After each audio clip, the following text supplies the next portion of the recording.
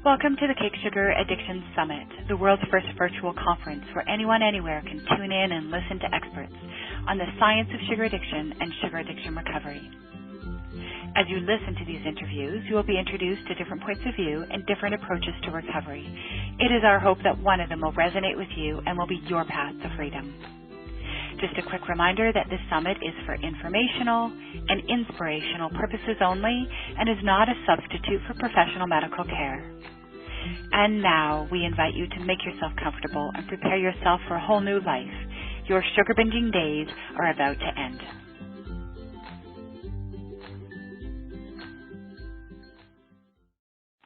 Welcome everybody back to the Kick Sugar Addiction Summit. Today we have with us Michael Collins, who is a former sugar addict and takes this addiction very seriously. For the past 25 years, he has not consumed sugar in any form, at least not intentionally. Interestingly, his interest in sugar addiction began in the early days of his 12-step recovery from drug and alcohol abuse. As he weaned himself off of these substances, he noticed that his relationship to and his consumption of sugar was beginning to resemble his other addictions. Curious and concerned, he started to talk about this with his recovery buddies. This led him to decide to quit sugar with the help of some amazing mentors. This was over 2 decades ago.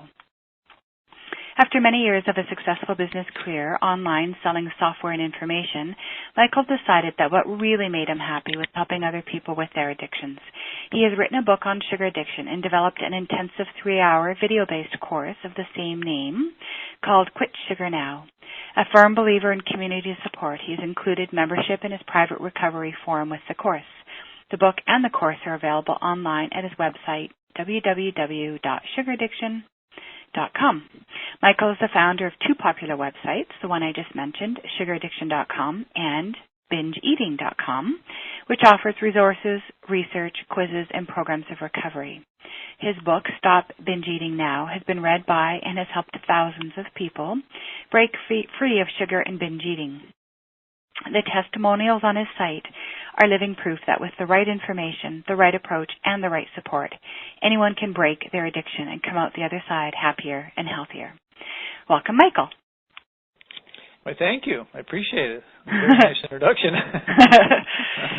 Why don't we start by you telling us, taking us back to those early days when you first started to you were starting to notice that sugar might also be a drug and an addiction for you.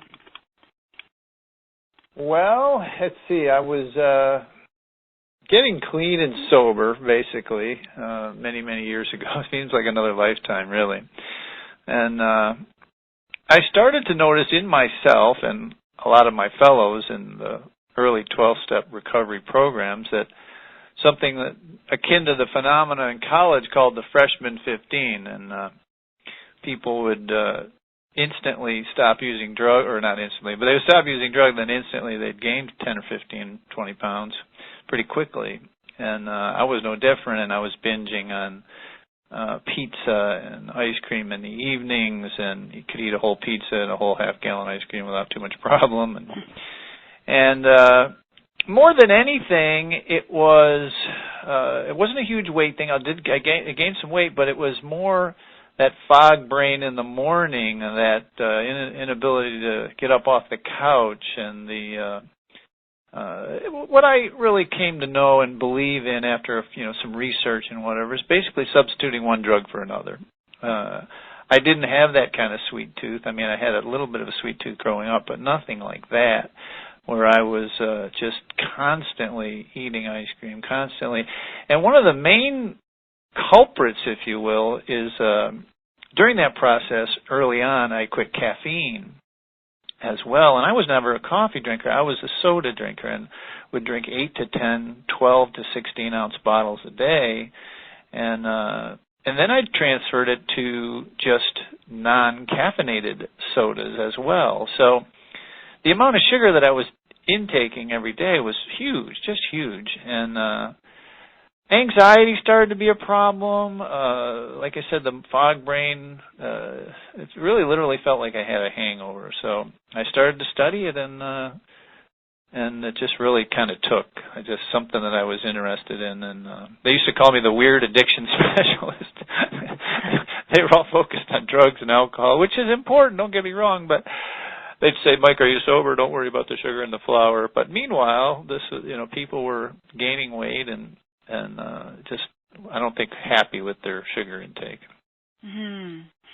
How did you eventually then? So you started to figure out that you had substituted. You dropped the alcohol and the drugs, but had picked up sugar in its place, and that was maybe not any better in terms of its impact on your mind and your moods and your health.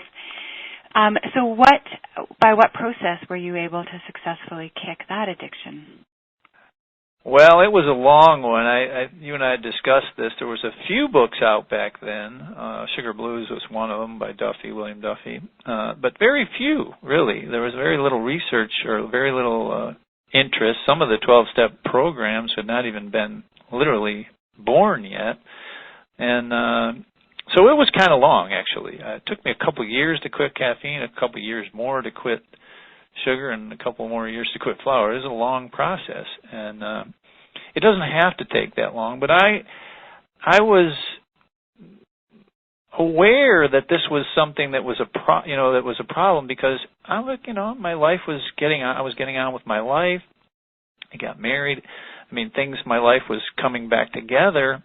And I was, a kind of a competent adult. I had done well in school, and jobs were doing okay. But I would wake up every morning and say, okay, this is the last day I'm going to quit. I'm going to use sugar, right? And then by 4 o'clock I was using sugar again. So there was something to that. That was a very similar pattern to how I quit drugs and alcohol.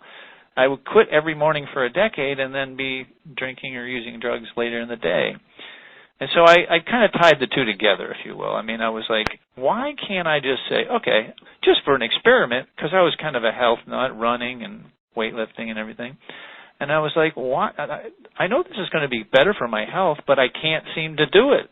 And I would talk about it, and as I said, some of my fellows in recovery, they were not interested. They wanted to stay clean and sober, and they thought sugar with caffeine and all that stuff was fine and dandy, so... It took a while. The answer to your question, it took some time. Right. And what made you make the connection with flour? Like, certainly sugar is so obviously processed and so implicated. Back then probably the one that we would hear was that it was caused cavities. But there was, William Duffy sort of really started to open our eyes to the fact that it affected our bodies more deeply than that. But why flour? Like, how did you make the connection to flour as being also part of the problem? There was some research out, and the idea that flour turns to sugar immediately. And one of your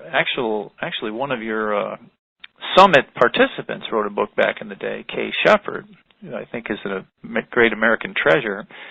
And I started to kind of understand that part of it, if you will. I started to see that processed whatever, anything that's, in my mind, I've changed it up a little bit, but even from what Kay wrote, is that anything that's reduced to a white powder is a problem. And honestly, too, in a very holistic way, after I quit sugar and was attempting to quit flour, which meant bread and pasta and what have you, I could feel the difference when I ingested. Both the next day, I started to, understand the little buzz or little rush that I was getting when I ingested. I understand the hunger, quote unquote, hunger pangs, which really aren't hunger pangs. They're sugar and flour withdrawals.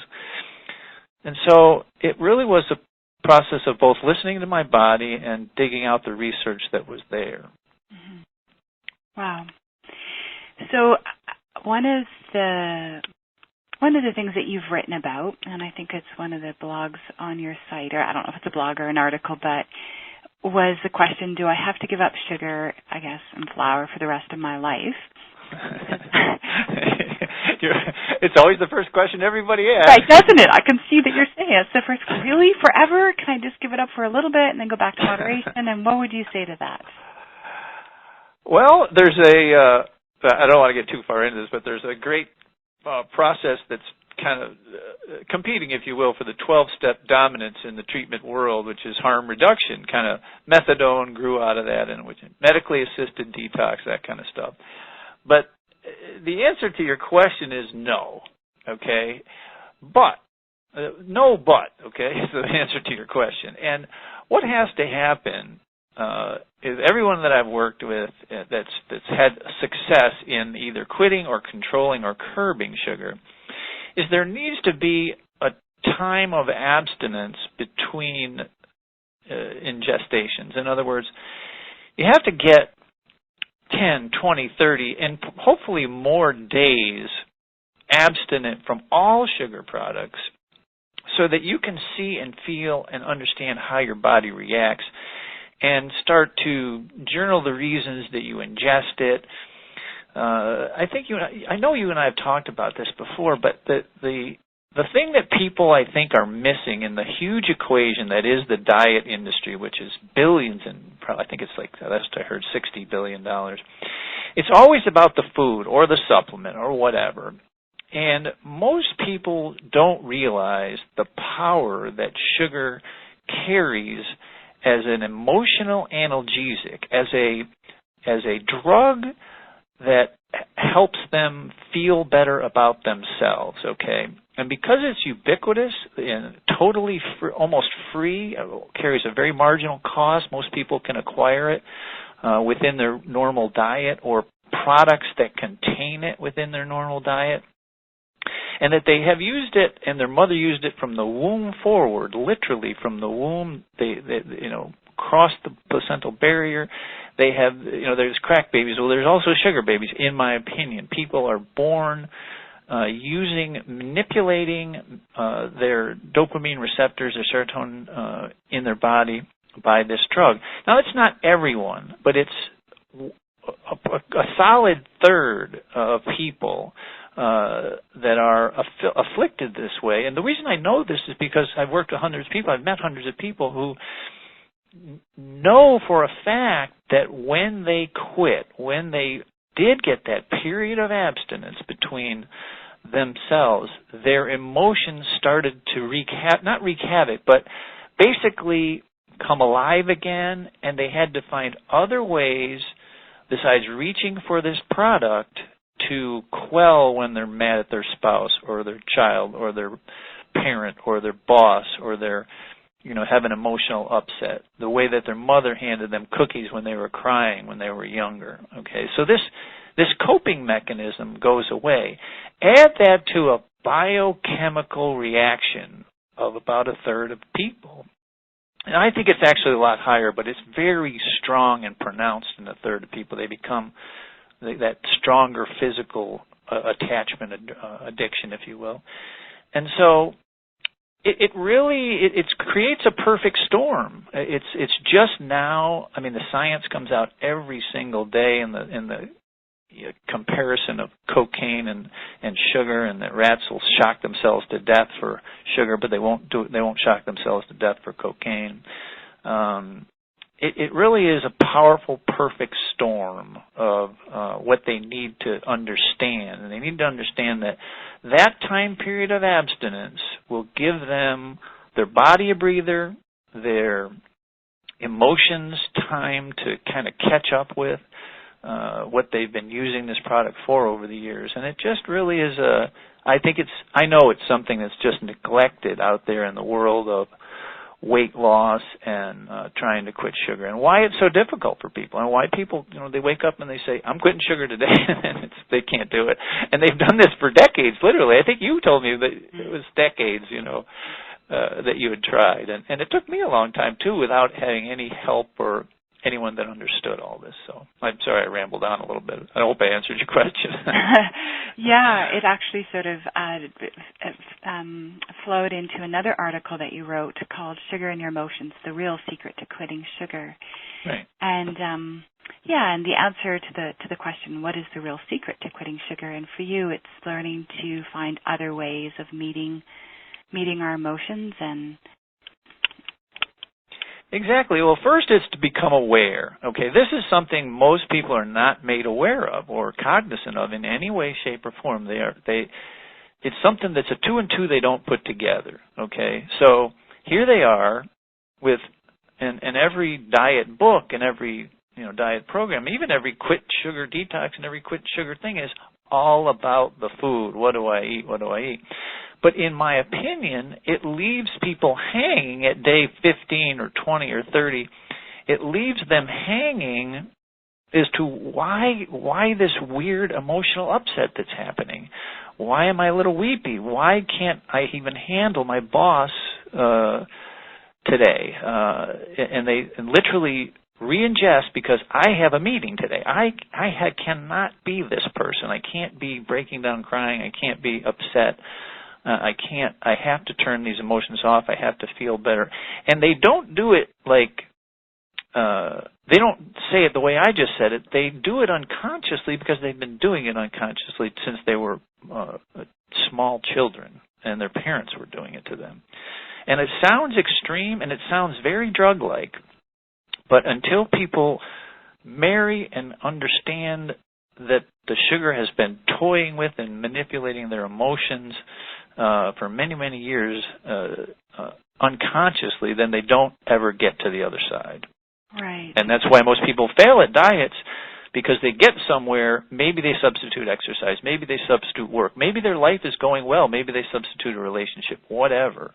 But then a hard time comes, or even just a regular, normal stuff comes, and they don't have that thing, and they didn't develop new habits, say yoga or walking or reading or calling a friend or taking a bath or whatever, some new coping mechanisms for handling these emotional upsets that we all have in our lives. Mm-hmm. Right. Interesting. Yeah, and it seems to me that that the first step sounds like get abstinence. Follow a meal plan that's whole foods with none of the processed stuff that might be creating this opiate reaction or creating the addictive hook. And then after a while, you'll notice that your feelings will come up in a new way, in a different way, perhaps more intense for a while, and that invites you to then enter into the next stage of recovery, which is learning new ways of showing up for yourself. Exactly. And exactly. Very well put. Being an emotional being. Yeah, and I think that one of the things that one of our other speakers talks about is he said that for him, he tried to do all the emotional work first so that he would not have cravings, so that he could give up his addiction. But he found that for him, the path was give up my addiction, then then do the next stage, which is look at my emotions and learn new ways of being with those emotions and being an emotional being. But, because I know that I certainly did years and years and years of looking at my patterns and things I was trying to work on, but it didn't necessarily ever deal with my cravings. My cravings were still there. Right. Well, it's there are analogies in alcohol and stuff. Is that you can figure out why you used to get drunk after you're sober, kind of thing. It's like there's a great philosophical discussion with people that are having a few beers or whatever. But they're not going to conquer why they're drinking to excess while they're drinking, I don't think. And again, people think it harsh sometimes when I make these comparisons of harder drugs or alcohol or whatever, but it really is important to go in with a clean attitude, because when you're working on your emotions, quote unquote, while you're still using the product, like your other speaker said, you are slowly incorporating or you're incorporating the product into your life in the same fashion, So maybe you're even on the verge of an insight, and you end up re-ingesting. So that just doesn't work. It has to happen the other way around. You have to get the abstinence first. Yeah, interesting. And I know that there's other speakers that would say the opposite too, which is all beautiful. Lots of different paths and routes. I was just trying to. Well, one of the things, and I'm glad you brought that up, because it's something that's important to me, and there are a lot of different ways to the mountaintop. There are people, and I know them, who have had. Some people can put sugar down, never have any of this stuff that we're talking about go on, and it was just something that was a part of their life, and now it's gone. But again, the people that I end up working with, like I said, it's a solid third, and I actually think it's more in varying degrees, but it's a solid third to a half of the population who has issues with sugar. Those folks have stronger biochemical reactions. The drug, if you will, works better for them. That's a terrible way to put it, but it has a stronger reaction in their body. And then the other half of people are, I don't know if the word normal is right, but they have a different reaction to it, and they can, if they gain some weight from it, the weight comes off, and they had no problem stopping. They just changed their pattern, but that's not the people I end up working with usually. Right, and definitely not going to be the people that wound up on the summit either. Yeah, probably won't be on the summit. Yeah, if it was that easy, we'd have done it already for sure. Or I'm sure all of us would be motivated to be eating better and finding that tricky. So when people first come to you to work with you to get off of sugar and flour, do most people just come to you to get off of sugar, and then do you at some point introduce the idea that they might also want to look at flour as being a trigger, or how does that work? Great question, and it absolutely does work that way. People believe that the sugar, it's now pretty understood. There's just the press and everything that's going on with it. It's pretty understood about the sugar. The flour is a little less known. Some people understand it, get it right away. Some people fight with me about it. My bread, my pasta, But I just ask them the same type of question, like, you're a responsible adult. Most of your life you're doing fine. But and there are some people, myself included, which I didn't have support, but I actually think it's easier to do both at the same time. But there are some people that do sugar first and flour second. I have to say that because it does happen that way sometimes. But I don't suggest it. It just takes longer. It's easier to do it all at the same time. It's essentially you got to do it twice if you do it with the flour. If you don't do it with that, if you don't do the flour together with the sugar, you're essentially ending up doing it twice. Because people really do load up on the flour products, and they end up with sugar anyway because cookies and whatever. Very few people can just stick to just bread and pasta. And these days, bread has sugar in it. It's just easier. I want to get people to results as quick as possible, and doing both at the same time is the way to do that. Right. Tell me about the results you get. Like, what sort of changes and transformations have you witnessed? Oh, yeah. Everybody wants to lose weight. Well, not everybody, but most everybody comes originally for the weight loss. And the weight loss happens very steadily and without exercise. No need to really even exercise. Just live your life and stop using these products, and your body will fall to a normal weight. This has happened hundreds of times. I've seen this hundreds and hundreds of times. This is pretty easy part of it. As the skin clears. A lot of talk about skin clearing up too. I don't know. That's another bonus, I guess. But the anxiety stuff and the migraine headaches, I hear a lot of migraine headaches clear up.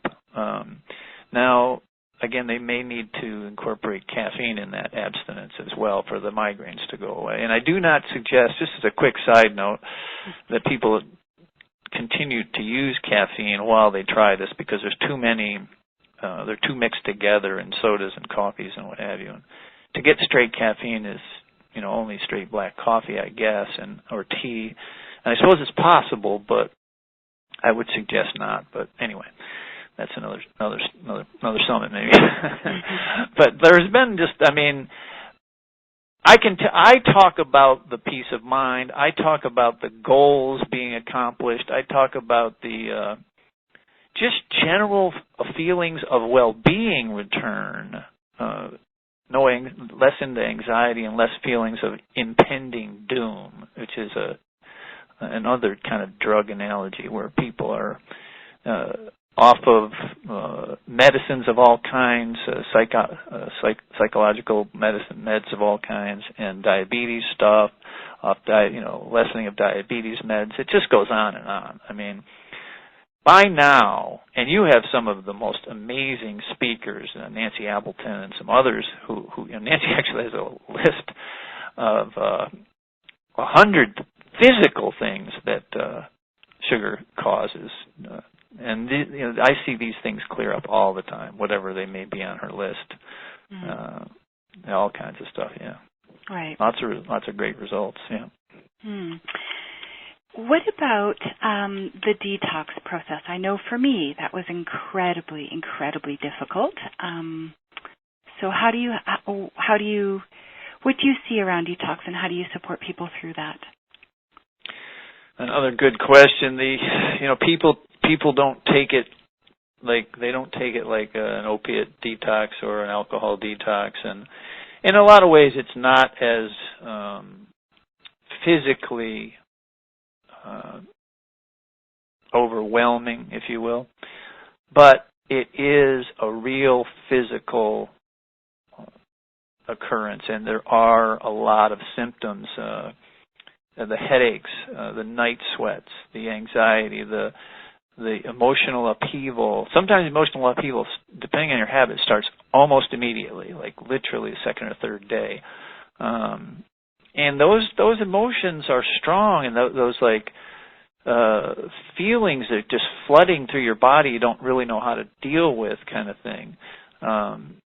And I often tell people, if they can, to take a week and a half off. The first day, I can outline it for you, is kind of a grace period. It's like the body says, thanks for resting me with a little bit. And then you start to get into detox in day 2 and day 3, where there's lethargy and depression. The depression is very physical and very real as the dopamine receptors start to heal up and things start to come back to normal. There's not as much activity because it's not physically manipulated by the drug. So they start to rest, and your body is forced into resting because you're just lethargic and you just really can't.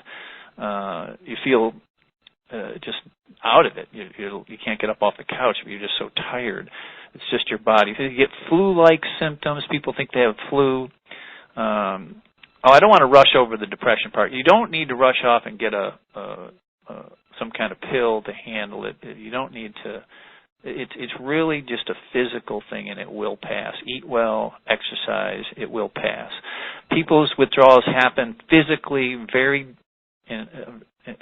they're harsh in days 2 through sometimes 5 and 6. Once you get out past 7 and 10, you're starting to feel better physically if you can maintain it. You can hydrate yourself well, if you can exercise and eat whole foods.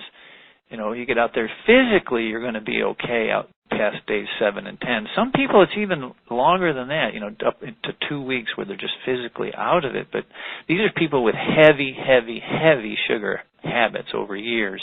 These are people that literally since the womb through their entire life, childhood, have never really been clean of sugar and flour. Never, never. So their body goes into a weird kind of shock, right? And and I hear of new symptoms, if you will, withdrawal symptoms almost daily, because people are like, I'm doing this and doing that. But primarily it's that real physical depression. It's not a mental depression. You don't need to run off to a psychiatrist and get a pill. It's to just continue, just hang in there for one more day, and it'll pass. And then the lethargy and the depression and you just feel like crap. I'd like to sugarcoat this thing, but you just feel terrible. You feel like you have the worst flu. You start to detox other stuff, because I believe, and this is, I think, well-founded, diabetics urinate a lot. It's like, I think, Dr. Lustig, people believe that sugar is a toxin, and I believe the body fights to get it out right away. That's why people eat a lot of sugar, urinate a lot, because they're trying to get this sugar out right away. So when the body stops having that first worst toxin to get out, it'll start detoxing other stuff into the bloodstream, which adds to your feeling terrible, right? And so it really is. It's very real and very physical, and I don't like people to take it lightly. They need some support. They need to call somebody and say, what the heck is going on? I'm going to lose my mind. I mean, I've had people call me and say, I'm going to lose my mind. I had one woman call me. She says, I think I've gone too far. I think I've gone too far. I mean, it's just like, you haven't gone too far. And I had her eat a little white rice, crazy, and she settled down a little bit. But it's just, I mean, that's all it was. She said, okay, I feel a little better, thank you. She went to sleep, and she was fine the next day. So it's just, it does happen. I mean, it's just without somebody to kind of guide you, walk you through it, a lot of people feel like genuinely they're kind of losing their minds, right? Oh, and physically feeling like crap. Sorry for the rough word, but terrible. Yeah, do you know, I have two thoughts coming to mind. One of them is I have the image of I forget his name, the young fellow from Australia who did that sugar film. Oh, yeah. I'm drawing a blank on his name.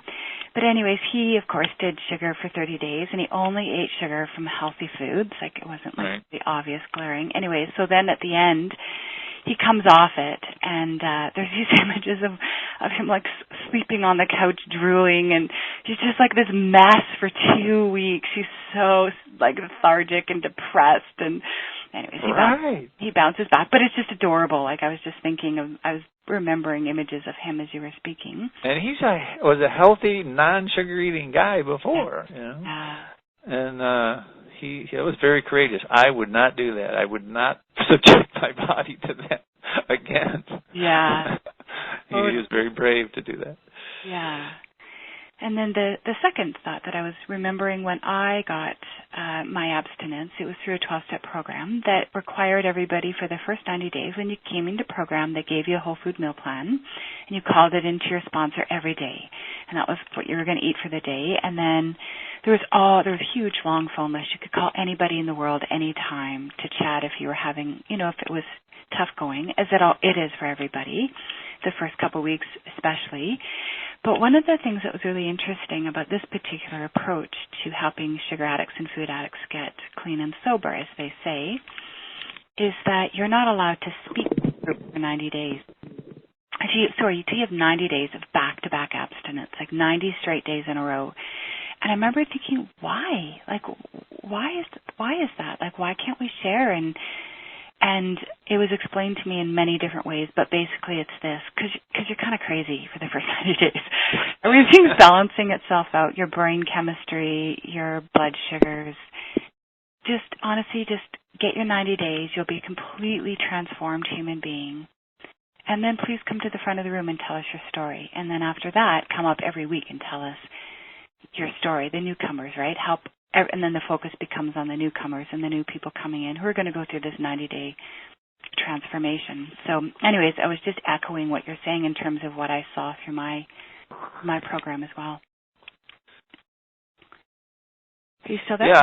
Yeah, I'm here for sure. I think that the 12-step, some of the 12-step programs have evolved in a natural way to the answer to this what was literal worldwide pandemic. They have, through some pretty extensive trial and error, evolved a program that works. And I believe it's just locked in anonymity. It's locked in stigma. And I think that people need to know more about it. I mean, I don't either recommend or dissuade people from 12 steps. I think of myself as a meeting anthropologist and studying the 4, 5, or 6 or more food 12-step programs and how they evolved and when they evolved and what their requirements are. And I think that through a process of literal evolution, failing in one group and succeeding in another, they have unlocked some very serious secrets, and strangely enough, they've unlocked them for the people in there and left them in there, and they're not out in the general public. So I think it's anyway. Those are my thoughts, and I think it's an important movement, if you will. Yeah.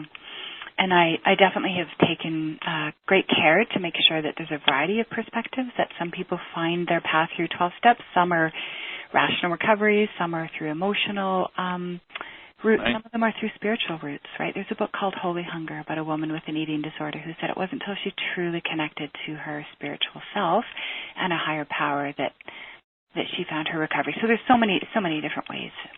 Right. This is just one. But so after they've gone through detox, and then do you give them tools and strategies to help them show up for themselves differently emotionally?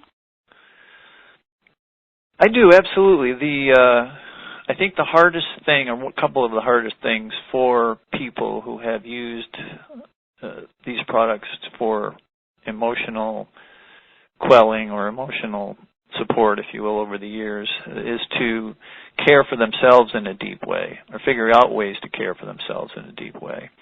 And so they feel a little guilty during the self-care kind of stuff where they're taking time away from their kids, they think, or so whatever, for a yoga class or a massage or these types of things. And eating healthy food, it's cost sometimes maybe a little bit more money than the standard fare in the middle of the grocery store. So there's a lot of different ways to, and I like the term show up for yourself, and become aware that there may be another way.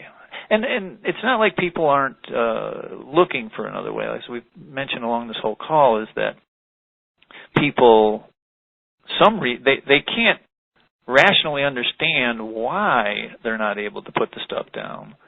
So when they do string together a week or a month or a lot longer, they start to need other ways to cope, and they start to need other ways to show up for themselves. Mm-hmm. Awesome. One of the fears that I've heard over my years in recovery is the fear that they'll never truly be happy again, that they fall into this funk, or things sort of get flat because they're not eating chocolate and all the things that sort of can lift moods and lift serotonin and dopamine. Sure. Right. Tell us a bit about what you've seen in terms of people being able to restore their capacity to feel really good and to be happy. Wow, that's a good one. I mean, it's a deep question, but I think I can answer it a little bit physiologically as well, in that you're exactly right. These products do manipulate your feel-goods, either whatever belief system you have, by God or by nature. These products, that science is definitely proven out. They do manipulate them. And what I try to tell people, and it's very true with me and lots of other people, I'll tell you a quick story in a second, but they find out that if they can get, and honestly, I don't want to scare anybody, but this takes some time. This takes 6 months, a year, whatever, to really get back to the point where your body actually feels so amazing. Your outlook on life is so amazing that your dopamine receptors and your serotonin uptake systems are working properly. Because I don't believe, again, by any belief system, God or nature, that we were intended not to feel good most of the day. And I believe the systems are in us to do that. And I think that these drugs have manipulated us to the point where they're depleted. Our adrenals are depleted. Everything is depleted. And we don't even have a view of what feeling really good means. And once that happens, I can't even tell you the number of success stories. The one story I was going to tell you, this guy was a yoga instructor, kind of an abnormal yoga instructor, because he was a lineman in college, big, solid guy. And he knew about my little stuff, and we talked, and so he did it. And he lost a lot of weight because he had gained a lot from his playing days. And he pulled me aside in the health food store one day and says, I was driving down the street. He had about 6 months abstinent at that time. He's like, I was driving down the road the other day, and I just realized that I felt so good that I had never felt that feeling in my life before. And it was normal, it was natural. I haven't sugar or flour in years, in 6 months. And he was like, and that happens to me all the time. It happened to me personally, and the restoration or the recuperation of your actual natural normal feel goods is so exciting, such an exciting time. You just almost don't know what to do with it. It's so above and beyond the buzz you get from chocolate that it's not. It's hard to explain to someone unless they've experienced it. But I can tell you personally, and a lot of stories like the one I just told you, that it is very real. Healing does happen, and you do feel much better. The one main thing that I've kind of come across is that migraine is the headache stuff. I just do not believe, without the manipulation of caffeine and sugar and flour, that people have headaches. And this has been bared out in the work that I've done. I've had almost zero people have headaches. I don't believe headaches have any basis except for ingesting something, okay? I've never seen it, okay? I just don't believe it, and because I've seen so many people walk away from a life of headaches, quote unquote. So, anyway, I hope that answered the question, but a life of a healed body away from these products is way better than any chocolate or hot chocolate or superstar coffee from Colombia, whatever. Wow. And to some people, I'm a little bit extreme, but I think that there's probably a lot of people on your summit. You've aggregated quite a few of the people who might have interest in that. Mm-hmm. Yeah. And it's echoed, actually, by another speaker by the name of Christopher Hill, who's from London, and he says the same thing, that on the other side of an addiction, it takes a while, but you stick to your path, and there's just a happiness that you've never known, because it's different than a high. There's high and there's happy, and happy is better, and happy and high don't. High is a synthetic attempt.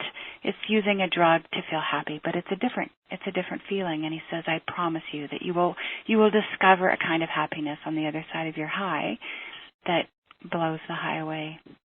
Absolutely. Oh, so awesome. Well, that should get everybody through their detox days. Just that. I hope.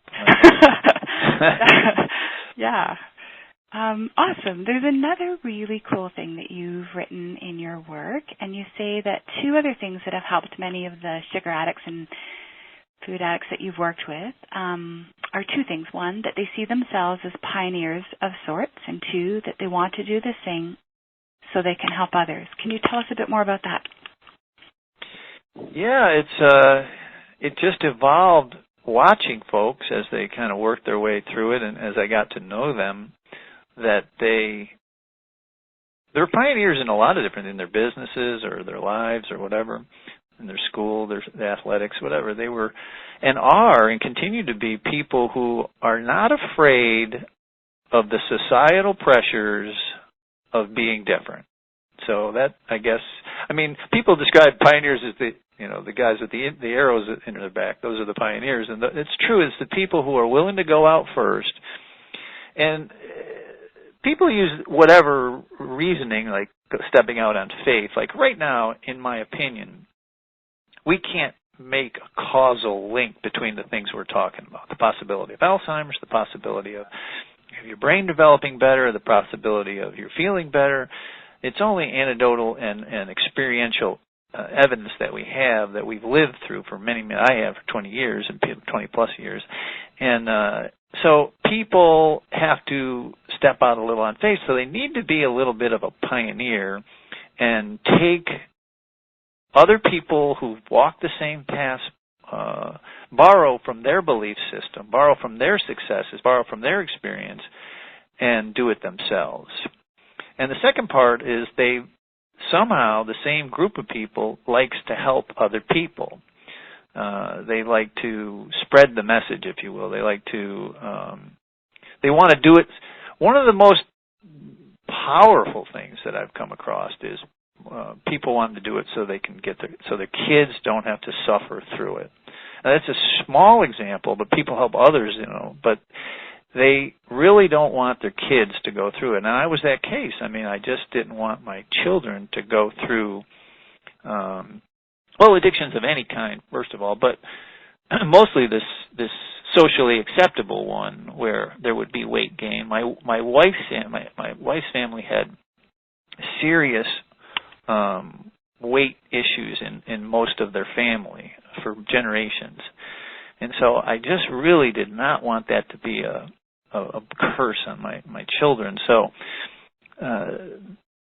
those two things, that being a pioneer and then after they kind of walk through it, they want to help others. It just seems to have they seem to have those traits, and I don't, it's just an observational thing, and it seems to be the truth for me anyway, from people that I've worked with.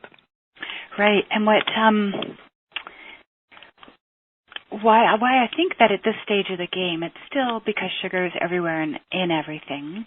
It takes somebody who's willing to step outside of the main, how everybody else is eating. Because Sure. if you're at a staff party and everybody's passing around things, or a potluck or a birthday party, it's not easy to pass up on the cake or, someone's meal that they've prepared for everybody. But so it does take a little bit of someone who's willing to go their own path, follow their own right. honor Absolutely. Honor their own Absolutely. body in a way that's different. Yeah. And it's hard. I'm not going to lie. It's harder than people imagine, the social aspect of it. That's why I believe the community aspect of what we do and a lot of people do is some of the 12-step groups is that, you have people traveling the same path that have come to the same conclusions. You can talk with them, chat them up, have social life with them, call them on the phone, and prepare yourself for that family gathering, or debrief after it and kind of talk a little bit about it. And it just becomes more in your awareness too, is that you start to not judge other people, but you start to see that the products that others that may have weight issues, they start to, you see that they're just eating a lot more sugar and flour than you actually recognized before, And so your awareness is heightened, but it's just, it's important to have other people. That's why I think you're doing a great service with this summit, because I think it's the first summit ever that, people are starting to talk about this openly, and it's important stuff. Yeah, I think it's easy to get isolated because we're still few and far between those of us who have decided that we're addicted and we need to do abstinence. Right. It's still pretty rare statistically, like tiny portions of the planet, really, if people are choosing this path. Tell me a bit about your community, like how you help people support and be connected to each other as they journey on their path of recovery. Well, we have a Facebook group that's private. I don't know if you know about this technology, but you can't, no one knows in your group that you're in it.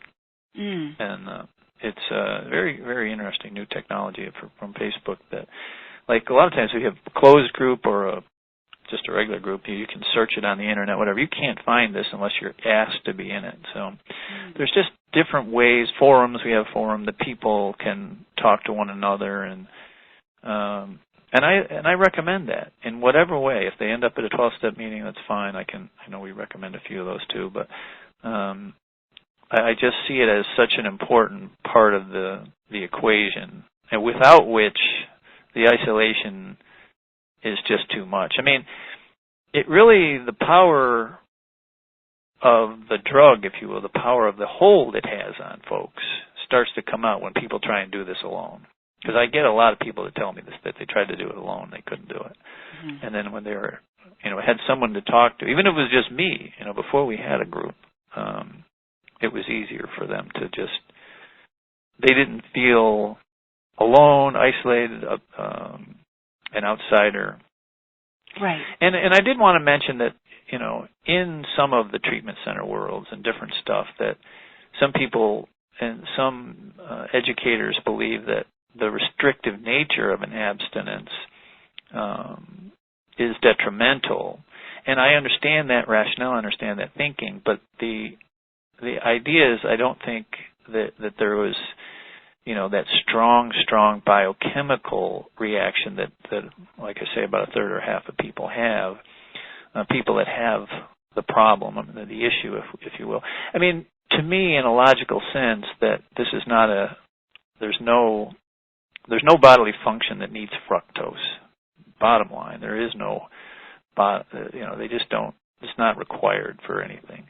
And so the letting go of it for a certain period of time seems like a reasonable request just to see if it's something that they want to work with, And, keeping it and tying it back to the group is that when you are in a group where everyone is abstinent and no one seems unusual, right? It just, it seems the norm. And I think you and I talked about this once before. It's like, this is the right side of history, and what we're going to end up with is the idea that sugar and flour are not food products. And the possibility as the science grows is that these products may be powerful drugs, more powerful than even I believe. I think they are, to be honest, but the jury's going to be out on that maybe in my lifetime. I don't know. Hopefully we'll know. And we need to be able to separate those stuff. And that we, as a population, as a society, as a culture, have ingrained these things in our culture is not our fault.